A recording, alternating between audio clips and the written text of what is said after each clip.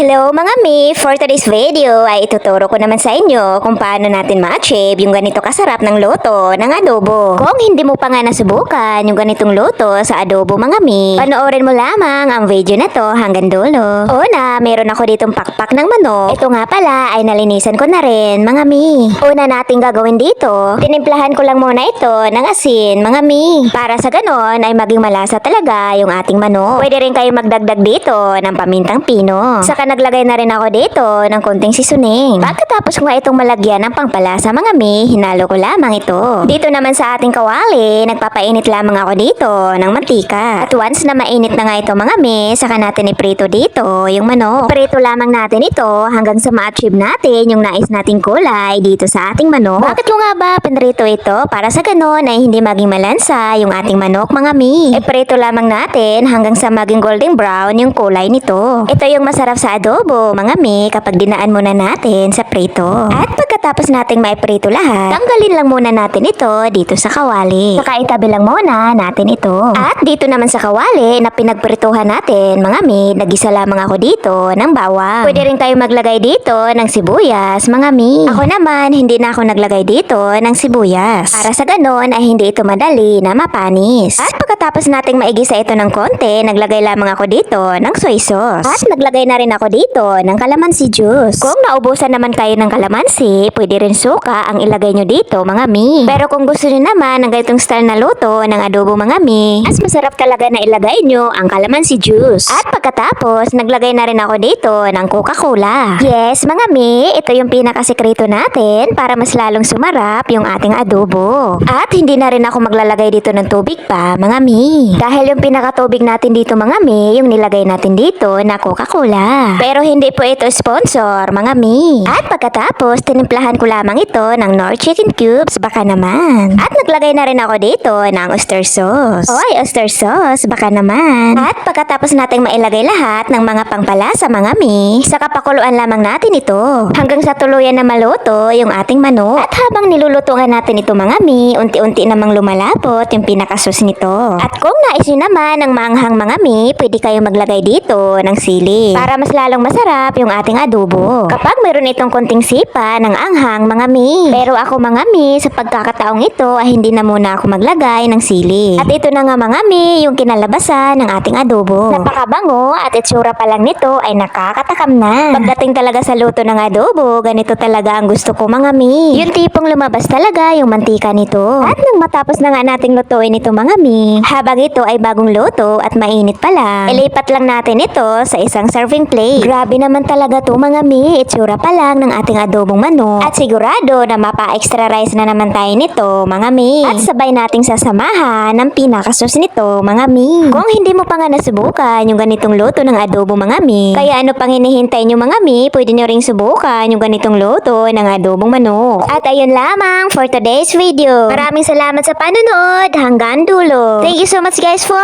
watching. See you to my next video. Bye!